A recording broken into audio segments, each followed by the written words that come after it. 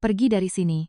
Dasar orang rendahan, kamu tahu apa berani-beraninya ikut campur? Suara penuh penghinaan itu bergema di dalam ruang duka VIP yang luas. Sebagai seorang staf dari perusahaan layanan kedukaan, hari itu pun saya bekerja dalam diam, mengurus jenazah seperti biasa. Di dalam aula yang dipenuhi deretan, karangan bunga krisan putih yang mewah, anggota keluarga yang ditinggalkan duduk, berjejer dalam balutan pakaian duka hitam yang elegan, tetapi tidak ada setetes air mata pun yang terlihat. Tatapan mata yang saling menyelidiki, percakapan yang berbisik rendah. Saya merasakan ada sesuatu yang janggal. Namun saya hanya menenangkan diri dan meyakinkan hati untuk sekadar melakukan pekerjaan saya. Namun, momen itu pun tiba saat saya melangkah mendekati peti mati untuk mempersiapkan prosesi memandikan dan merias jenazah. Tepat di depan mata saya, kelopak mata sang direktur utama yang kematiannya sudah dikonfirmasi secara medis, perlahan-lahan terbuka. Saat bola mata yang bergetar itu menatap lurus ke arah saya, darah di sekujur. Tubuh saya seolah membeku. Tanpa diketahui siapapun, sambil menahan napas, saya memindahkan beliau ke sebuah gudang kecil dengan tangan yang gemetar. Apa sebenarnya rahasia di balik sang direktur utama yang ternyata masih hidup ini? Mulai sekarang, kisah mendebarkan di mana sebuah rumah duka berubah menjadi panggung keadilan akan dimulai. Silakan subscribe dan like untuk mengikuti kisah ini. Nama saya Siti Sundari, tahun ini usia saya 48 tahun, seorang karyawan biasa di sebuah perusahaan layanan kedukaan. Seumur hidup, tidak pernah terbayangkan bahwa saya akan menceritakan kisah seperti ini. Karena hari itu, saya datang hanya untuk melakukan pekerjaan saya. Pemakaman itu adalah upacara penghormatan terakhir untuk Budi Haryanto, Direktur Utama Nusantara Group. Berita bahwa pucuk pimpinan dari salah satu dari 5 konglomerat terbesar di Indonesia itu meninggal mendadak telah mendominasi siaran berita sejak 3 hari yang lalu. Di perusahaan layanan kedukaan kami, manajer tim bahkan turun tangan langsung untuk memimpin proyek ini. Pelayanan paling mewah, penghormatan paling tinggi. Telinga saya sampai rasanya panas karena terus-menerus mendengar instruksi itu. Rumah duka tersebut bertempat di pavilion VIP sebuah rumah sakit swasta raksasa di pusat kota Jakarta. Dari lantai pelatarannya saja sudah berbeda dari ruang duka biasa. Begitu pintu lift terbuka, aroma bunga krisan putih langsung menyerbak. Ratusan karangan bunga papan berjejer di sepanjang lorong, dan para pengawal berjas hitam berdiri berbaris di sisi kiri dan kanan. Tempat itu bisa dibilang sangat mewah, namun anehnya tidak ada kehangatan di sana. Persis seperti rumah yang dipenuhi bunga, namun tidak memiliki suhu kehidupan. Saya, bersama seorang rekan kerja memeriksa ruang duka dan menyusun jadwal prosesi. Di dalam foto almarhum, Budi Haryanto yang berada di usia 74 tahun memiliki sorot mata yang tajam dan tampak tegar. Dari satu lembar foto itu saja, bisa dirasakan betapa tegasnya beliau semasa hidup. Namun, kenyataan bahwa beliau tiba-tiba meninggal karena serangan jantung entah mengapa sejak awal, mengganjal di hati saya. Saya teringat beberapa hari lalu sempat membaca artikel yang menyebutkan bahwa hasil pemeriksaan kesehatan rutin beliau selalu dalam kondisi prima. Keluarga yang ditinggalkan sedang berkumpul di ruang tamu di bagian dalam ruang duka. Putra sulung, Hendra Haryanto, putra kedua, Hardi Haryanto, dan menantu pertama, Siska. Saya melangkah masuk untuk memberi salam, tetapi langkah saya terhenti. Percakapan ketiga orang itu mengalir keluar dari celah pintu. Sudah hubungi tim legal? Sudah. Tinjauan surat wasiat katanya selesai minggu ini. Penyelesaian pembagian saham ayah kita mulai langsung setelah pemakaman selesai. Saya berpura-pura tidak mendengar, sengaja membuat suara langkah kaki, lalu mengetuk pintu. Ekspresi ketiga orang itu berubah dalam sekejap. Percakapan bisnis yang baru saja mereka lakukan menghilang tanpa bekas, digantikan oleh adegan menekan ujung mata dengan sapu tangan. Siska yang pertama kali angkat bicara. Terima kasih atas kerja kerasnya. Di saat-saat seperti ini, Anda sudah banyak membantu kami. Kalimatnya menggantung, dan posturnya yang menunduk sekilas, membuatnya tampak seperti menantu yang tenggelam dalam duka. Namun, saya tahu. Saya sudah menjalani profesi ini selama hampir 20 tahun. Kesedihan yang sejati dan kesedihan yang dibuat-buat memiliki aroma yang berbeda. Kesedihan yang sejati itu berantakan. Riasan wajah luntur, ucapan terbata-bata dan tidak beraturan. Bahkan mereka tidak ingat apakah mereka sudah makan atau belum. Namun, pada ketiga orang ini, tidak ada satupun serpihan kekacauan itu yang terlihat. Setelah menyelesaikan urusan dan melangkah keluar ke lorong sejenak, saya menatap keluar jendela. Hujan gerimis khas Jakarta sedang turun rintik-rintik. Saya membatin. Apakah cuma perasaanku saja yang janggal? Atau memang ada yang salah di sini? Bahkan sebelum saya bisa mengambil kesimpulan, takdir sudah mengulurkan tangannya ke arah saya. Prosesi memandikan jenazah dijadwalkan mulai pukul 2 dini hari. Ruang persiapan. Jenazah yang terletak di salah satu sudut rumah duka adalah ruang sunyi yang tidak dimasuki sembarang orang, berbeda dengan ruang pelayat. Di bawah cahaya lampu neon, sang direktur utama terbaring ditutupi kain putih. Saya dan rekan saya, Pak Yanto, mulai melakukan persiapan dengan hati-hati. Kami memakai sarung, tangan medis dan mengeluarkan setelan jas pemakaman, membentangkannya di sisi ranjang. Dalam keheningan, hanya tangan kami berdua yang bergerak sibuk. Kemudian, Pak Yanto pamit sebentar. Beliau bilang harus mengambil beberapa barang tambahan di gudang. Belum genap 2 menit sejak beliau keluar, saya berdiri sendirian di samping direktur utama, merapikan lipatan pakaian jenazahnya. Tepat pada detik itulah, kelopak matanya bergetar. Awalnya saya pikir mata saya yang salah. Mungkin karena kelelahan bekerja dengan tegang sepanjang malam, saya menenangkan diri. Namun, saat saya melihat lagi, hal yang sama terjadi. Jelas sekali kelopak matanya bergetar hebat. Dan, perlahan, sangat perlahan, kedua matanya terbuka, bola mata yang merah dan buram itu meraba-raba udara kosong sebelum akhirnya bertatapan dengan saya. Jantung saya rasanya berhenti berdetak. Jeritan sudah tertahan di tenggorokan, tapi anehnya tidak ada suara yang keluar. Tubuh saya kaku seperti patung, hanya berdiri di sana menatap bola mata itu. Bibir sang direktur utama bergerak, sedikit, tidak ada suara. Tapi saya bisa membaca gerak bibirnya. Tolong aku. Saat itu juga, secara naluriah saya mengawasi keadaan sekitar. Ketika saya menoleh ke arah lorong, saya melihat salah satu anggota keluarga berjalan, mondar-mandir dengan lambat. Itu Hendra Haryanto. Dengan tangan terlipat di punggung, ia berjalan hingga ke ujung lorong lalu kembali lagi, berulang-ulang, seolah-olah ia sedang menunggu atau mengawasi sesuatu. Saya menahan napas. Tidak, ada waktu untuk berpikir. Dengan isi kepala yang mendadak kosong, tubuh saya bergerak lebih dulu. Saya kembali menutupi wajah beliau dengan kain putih, lalu menyeret troli barang ke depan pintu untuk berjaga-jaga jika ada yang masuk. Setelah itu, saya mendekatkan bibir ke telinga direktur utama dan berbisik. Bapak harus diam, saya akan membantu Bapak. Mengapa saya mengucapkan kalimat itu? Sampai sekarang pun saya sulit menjelaskannya. Itu bukan hasil logika atau pertimbangan rasional. Itu semata-mata karena sorot matanya. Sorot mata orang hidup yang ketakutan, merasa tidak adil, dan begitu putus asa. Di sudut ruang persiapan itu, ada pintu kecil yang mengarah ke gudang penyimpanan barang. Ruangan itu jarang dipakai, dan gemboknya pun sudah tua. Saya menggunakan kunci master untuk membuka pintu itu, lalu memapah beliau masuk. Kondisinya nyaris tidak bisa melangkah. Tapi sorot matanya benar-benar hidup. Saya menyingkirkan tumpukan kardus kosong di sudut dan menggelar sebuah selimut. Tangan saya gemetar, kaki saya juga gemetar. Saat Pak Yanto kembali, saya sudah berdiri di ruang persiapan sambil berpura-pura tenang. Bu Siti, di mana jenazahnya? Oh, pihak keluarga meminta agar jas pemakamannya diganti, jadi ada permintaan penundaan sebentar. Kita harus menunggu dulu. Bahkan saya sendiri takjub suara saya tidak bergetar. Dalam hati saya berteriak, Siti Sundari, apa yang baru saja kamu lakukan? Apa yang sebenarnya kamu lakukan? Namun, tidak ada penyesalan. Setelah melihat sorot mata itu, saya tidak bisa pura-pura tidak tahu. Gudang itu sempit dan dingin. Di ruangan yang hanya memiliki satu ventilasi kecil itu, sang direktur utama meringkuk memegang erat selimutnya sambil menatap saya. Tidak ada lampu neon, kami hanya bergantung pada cahaya senter ponsel. Saya, wajahnya bukan lagi pucat, melainkan seabu-abu-abu, tetapi matanya memancarkan sinar yang tajam. Siapa? Namamu? Suaranya nyaris tak terdengar, serak dan terputus-putus. Siti Sundari, Pak.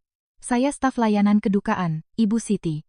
Direktur utama memejamkan mata sebentar lalu membukanya. Entah untuk mengatur napas atau memilih kata-kata. Aku diracun. Saat mendengar kata itu, saya merasa jantung saya anjlok ke lantai. Diracun. Kata itu seolah bergema memantul di dinding gudang yang sempit. Saya berlutut, menyejajarkan pandangan dengan mata beliau. Apa maksud Bapak, anakku, Hendra? Bibirnya bergetar. Dan bukan hanya bibir beliau, bibir saya juga. Putra, sulung, Hendra Haryanto. Pria yang tadi mondar-mandir di lorong seolah mengawasi sesuatu. Mendadak bulu kuduk saya merinding. Sejak 3 hari lalu obatku diganti. Itu obat darah tinggi yang rutin ku minum, tapi warnanya beda. Baunya juga beda. Tapi sebelum aku sempat mempertanyakannya, kesadaranku sudah mulai memudar. Dan saat aku membuka mata, ucapannya terhenti, beliau menatap langit-langit sejenak. Saya tidak bisa berkata apa-apa. Terlalu banyak hal yang ingin ditanyakan, tapi saya tidak tahu harus mulai dari mana. Sejujurnya, saya bahkan tidak tahu apakah saya harus mempercayainya atau tidak. Saya membatin, apakah beliau berhalusinasi karena syok? Apakah ada kebingungan saat kesadarannya kembali? Anak meracuni ayahnya sendiri.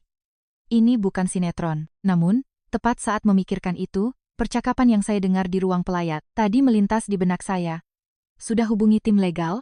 Tinjauan wasiat selesai. Minggu ini, pembagian saham kita mulai langsung setelah pemakaman. Belum genap 2 hari ayah mereka meninggal. 3 orang itu sudah mendiskusikan hal tersebut. Siska yang menekan ujung matanya dengan sapu tangan tanpa setetes pun air mata. Hendra yang mondar-mandir dan mengintip ke arah ruang persiapan jenazah. Potongan-potongan teka-teki itu mulai menyatu. Apakah Bapak punya buktinya? Suara saya keluar dengan sangat tenang. Bungkus obat ada di laci kamarku. Obat yang ditukar dan obat aslinya ada di sana. Dan ada CCTV di lorong depan kamarku, pasti terekam saat Hendra masuk. Maksud, Bapak, bungkus obat itu ada di rumah Bapak sekarang? Benar. Saya memejamkan mata sejenak, menarik napas panjang. Mari kita urai situasi ini. Seorang pimpinan konglomerat bangkit dari kematian di dalam peti, mengklaim diracun oleh keluarganya sendiri. Keluarga itu sekarang berada tepat di seberang pintu ini, dan saya hanyalah seorang karyawan pemakaman. Apakah situasi ini masuk akal? Namun, direktur utama meraih tangan saya. Tangannya yang tinggal tulang membalut, kulit itu terasa begitu rapuh. Tangan itu gemetar di atas punggung tangan saya. Ibu Siti, tugasku di dunia belum selesai. Aku tidak bisa mati secara tidak adil. Seperti ini, tolong aku. Mendengar permohonan itu, saya membuka mata dan menatap beliau. Seorang pria tua, berusia 74 tahun berbaring di lantai gudang yang sempit, menggenggam tangan seorang staf pemakaman, memohon-mohon. Dari tempat yang paling rendah di dunia ini, saya menatap matanya lekat-lekat. Baik, Pak. Begitu kata-kata itu keluar dari mulut saya tahu saya telah menyeberangi sungai yang tidak bisa diarungi kembali. Saya takut. Jelas saya sangat takut. Namun anehnya, di balik ketakutan itu, ada sesuatu yang kuat mulai mengakar di dalam diri saya. Sensasi bahwa saya memiliki tugas penting yang harus diselesaikan. Sensasi itulah yang membuat saya bertahan malam itu. Hari mulai terang. Rumah duka perlahan menjadi riuh seiring dengan datangnya para pelayat. Seperti biasa, saya mondar-mandir di dalam dan luar ruangan untuk membantu kelancaran acara. Saya menyambut tamu dengan senyum, menunduk memberi salam, dan merapikan letak karangan bunga. Dari luar, saya adalah staf pemakaman, yang biasa-biasa saja. Meski di dalam hati, situasinya sama sekali tidak biasa. Diam-diam saya membawakan air mineral dan minuman energi untuk sang direktur utama di gudang, menyembunyikannya di bawah troli barang. Syukurlah belum ada seorang pun yang mencoba membuka pintu gudang itu. Kondisi beliau perlahan membaik, meskipun suaranya masih pelan dan lemah. Masalahnya adalah bukti. Bungkus obat itu ada di laci rumah beliau, tetapi tidak mungkin saya bisa masuk ke rumah konglomerat itu. Sebagai gantinya, saya memikirkan rekaman CCTV internal rumah duka. Siapa tahu ada rekaman situasi 2 hari lalu sebelum beliau dipindahkan ke sini, atau mungkin ada percakapan atau gerak-gerik mencurigakan keluarga di tempat ini. Ruang kontrol CCTV berada di lantai basement. Memanfaatkan waktu istirahat makan siang, saya menyelinap turun ke bawah. Saat petugas keamanan sedang tidak di tempat, saya duduk di depan monitor dan mulai memutar mundur rekaman malam sebelumnya. Telapak tangan saya basah oleh keringat. Tepat saat itu, "Sedang apa kamu di sini?" Suara sedingin es menusuk dari belakang. Saat saya menoleh, Hendra Haryanto berdiri di sana. Entah sejak kapan, dia turun. Dengan dasi yang terpasang rapi dan kedua tangan terlipat di dada, ia menatap rendah ke arah saya. Saya seketika bisu. Staf pemakaman sedang apa di ruangan ini? Saya hanya ingin mengecek kelancaran acara dari ruang CCTV. Mata Hendra menyipit. Sorot matanya adalah campuran kecurigaan dan penghinaan. Keluar sekarang juga. Saya setengah diseret keluar ke lorong. Hendra melirik ke sekeliling lorong, lalu berkata dengan suara rendah. "Kamu tahu apa berani-beraninya ikut campur? Tahu tidak orang-orang sepertimu yang tidak tahu tempat ini sering bikin keluarga yang berduka makin susah? Kamu kan dibayar untuk kerja? Kerja saja sana, sesuai perintah." Tiap-tiap kalimatnya terasa seperti dilemparkan keras-keras ke wajah saya. Saya menggigit bibir kuat-kuat. Saya tidak bisa beralasan atau membela diri, karena kalau saya bicara, saya akan terlihat makin mencurigakan. Maafkan saya, Pak, saya tidak pernah menyangka mengucapkan kata itu akan terasa sepahit ini. Hendra mendengus meremehkan lalu berbalik pergi. Saya berdiri di sana memandangi punggungnya cukup lama. Di tengah lorong, basement, tanpa sempat makan siang, saya masuk ke toilet dan membasuh wajah dengan air dingin. Wajah saya di cermin tampak asing. Saya membatin, "Siti, Sundari, apa yang sedang kamu lakukan? Mana mungkin staf pemakaman bisa ikut campur urusan perebutan harta konglomerat? Bukti gagal didapat, hampir ketahuan, malah cuma dapat hinaan." Saya kembali ke gudang menatap direktur utama. Mungkin karena suhu tubuhnya sudah membaik di siang hari, rona wajahnya mulai kembali. Namun, saat melihat wajahnya, rasa pahit tadi kembali naik ke tenggorokan. Orang inilah yang menyeret saya ke situasi ini. Padahal saya cuma datang ke sini untuk mencari nafkah. "Pasti berat ya," kata direktur utama duluan. Saya tidak menjawab. "Aku membuatmu menderita. Maafkan aku." Permintaan maaf itu malah membuat perasaan saya makin campur aduk. Rasa tidak adil dan rasa kasihan menyeruak bersamaan. Saya terduduk bersandar di dinding. Lantai gudang yang sempit itu terasa dingin. Saya ingin menyerah. Sejujurnya, pada detik itu saja, ada keinginan untuk pura-pura tidak tahu dan melarikan diri. Kalau aku lapor polisi, apa yang akan terjadi? Kalau aku panggil ambulans, bukankah tanggung jawabku selesai? Tapi pikiran selanjutnya muncul. Lalu, bagaimana nasib Bapak ini? Menghadapi pertanyaan itu, saya kembali berdiri. "Tolong tunggu sebentar lagi, Pak. Saya akan mencari jalan keluar." Suara saya bergetar, tapi itu bukan kebohongan. Jalan keluar itu datang dari tempat yang tidak terduga. Menjelang sore ketika jumlah pelayat mulai berkurang, saya sedang mengatur napas di ruang tunggu keluarga di sebelah ruang duka. Kaki saya bengkak dan kepala saya berdenyut karena ketegangan sejak dini hari. Saat itulah, mata saya tertuju pada sebuah amplop dokumen di atas meja ruang tunggu. Amplop itu terselip di antara barang-barang pihak keluarga, dan di atasnya tertulis dengan huruf kecil, "Resep dan riwayat dosis obat Bapak Budi Haryanto." Saya melihat sekeliling, tidak ada siapa-siapa. Tangan saya otomatis bergerak ke arah amplop itu. Saya membatin, hanya sebentar. Aku cuma mau memastikan, di dalam amplop terdapat 2 lembar salinan resep dan 1 kantong ziplock kecil. Di dalam kantong itu terdapat obat, pil berwarna putih bersih, dan di samping nama obat pada resep terdapat stempel rumah sakit. Saya diam-diam mengambil fotonya dengan ponsel. Namun, saat saya hendak memasukkan kembali amplop itu, selembar kertas yang terselip di belakang resep jatuh ke lantai. Saya memungutnya, dan itu bukan resep. Itu adalah secarik kertas memo yang ditulis terburu-buru dengan tangan. Hanya ada 3 kata yang tertulis di sana, "dalam 3 hari." Itu saja. Namun, 3 kata itu menekan dada saya dengan berat. Alasan mengapa mereka begitu terburu-buru mengurus pemakaman ini, tiba-tiba menjadi sangat jelas. 3 hari. Waktu minimum untuk menyelesaikan kremasi atau penguburan, tanpa autopsi. Untuk menutupi semuanya sebelum bukti menghilang, mereka butuh waktu persis selama itu. Saya juga memotret memo tersebut. Saya meletakkan amplop kembali ke tempat semula dan keluar dari ruang tunggu. Jantung saya berdegup kencang, tetapi langkah kaki saya justru menjadi tenang. Karena untuk pertama kalinya, saya merasa telah memegang sesuatu yang nyata. Saya kembali ke gudang dan menunjukkan foto-foto itu kepada direktur utama. "Apakah obat ini benar obat darah tinggi yang biasa Bapak minum?" Beliau melihat layar ponsel dengan saksama, lalu perlahan menggeleng. "Warnanya beda. Yang asli, sedikit lebih kuning, yang ini benar-benar putih bersih." "Bentuknya bagaimana?" "Bentuknya juga beda. Yang asli salah satu sisinya cembung, yang ini kedua, sisinya rata." Saya menurunkan ponsel dan menatap beliau. "Pak, Bapak bilang soal CCTV kan? Kamera di lorong rumah Bapak. Bagaimana caranya agar kita bisa mendapatkan rekaman itu?"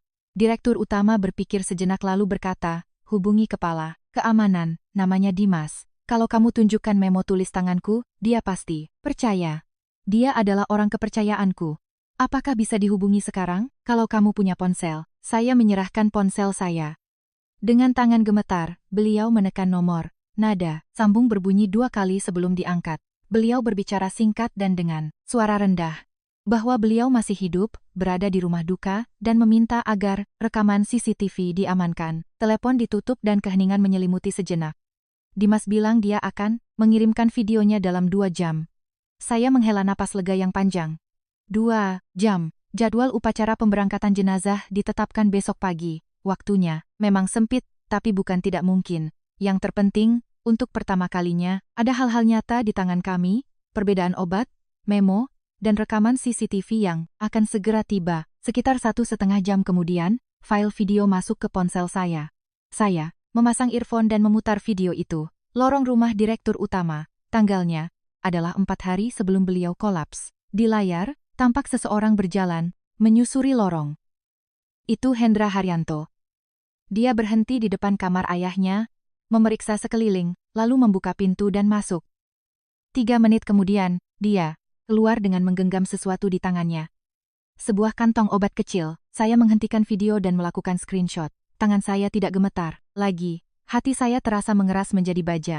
Saya membatin, sudah cukup, sekarang kita bisa bertindak. Pak, saya menatap Direktur Utama. Mari kita selesaikan ini sebelum upacara pemberangkatan besok pagi. Cahaya kembali ke mata sang Direktur Utama. Sorot mata yang belum pernah saya lihat sebelumnya. Sorot mata orang hidup, dan yang terpenting, sorot mata seseorang yang masih memiliki keinginan untuk melawan. Pagi hari upacara pemberangkatan jenazah tiba.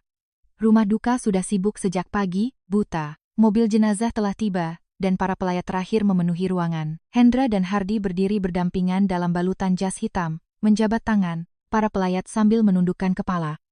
Siska berdiri di samping mereka, menundukkan kepala sambil meremas sapu tangan. Penampilan keluarga yang ditinggalkan dengan sempurna. Saya memandangi pemandangan itu dari pintu masuk ruang duka sambil mengatur napas. Semuanya harus diakhiri di tempat ini hari ini. Jika upacara pemberangkatan dimulai, peti mati akan dibawa ke tempat pemakaman atau krematorium, dan ketika fakta bahwa peti itu kosong terungkap, situasinya akan menjadi sangat rumit di luar kendali.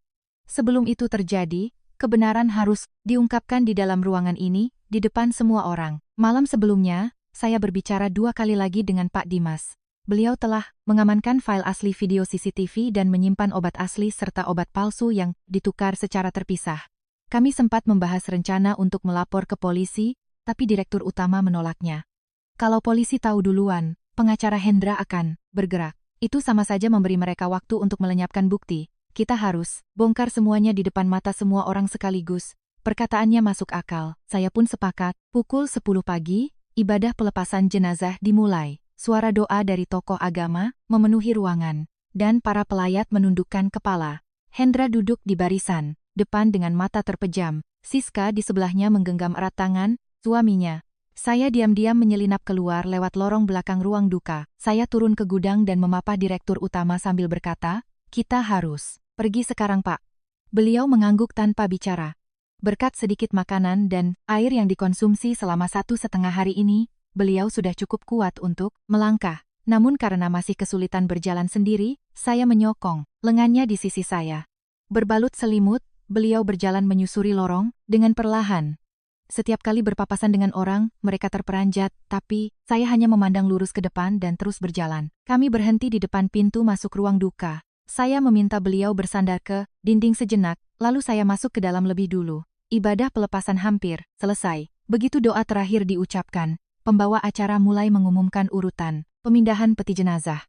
Tepat pada detik itu, saya melangkah maju. Tunggu sebentar.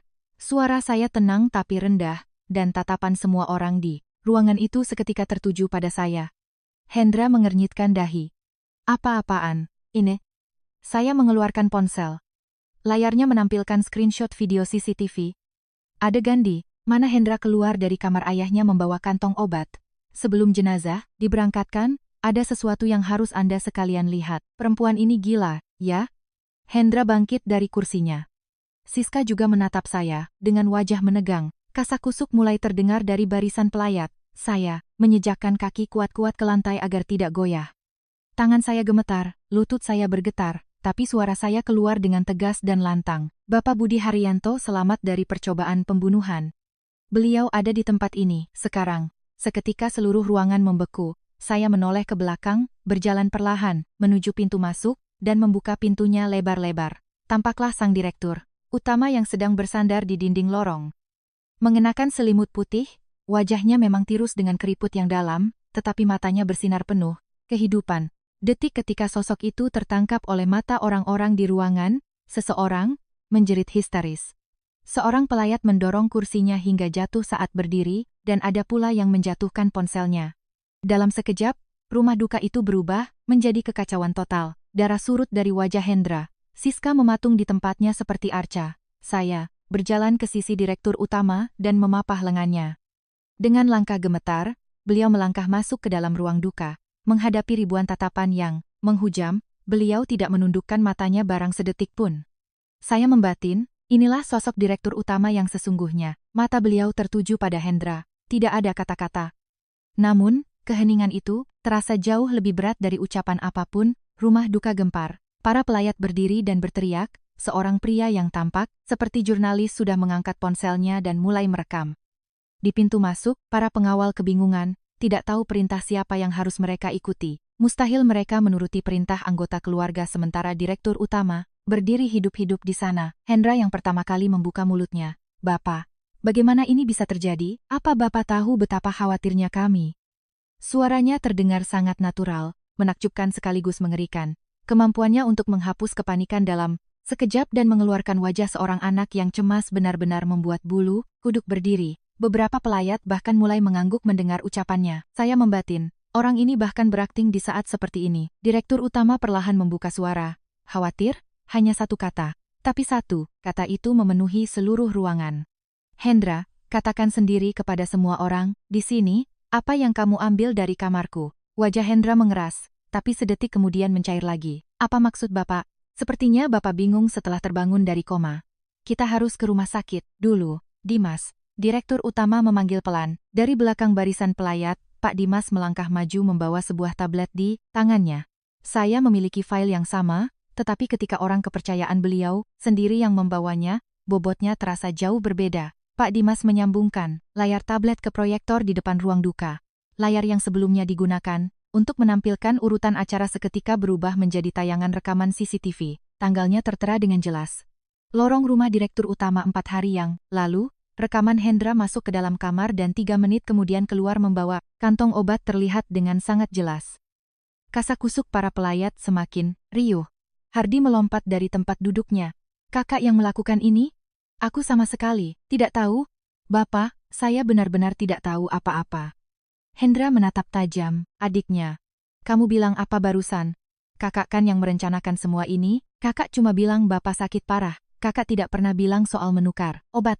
Apalagi obrolan soal pembagian warisan, memangnya aku yang mulai duluan? Kedua bersaudara itu mulai saling meneriaki. Siska yang duduk di sebelah mereka, hanya tertunduk dalam tanpa mengucapkan sepatah kata pun. Tangannya yang menggenggam sapu tangan memucat.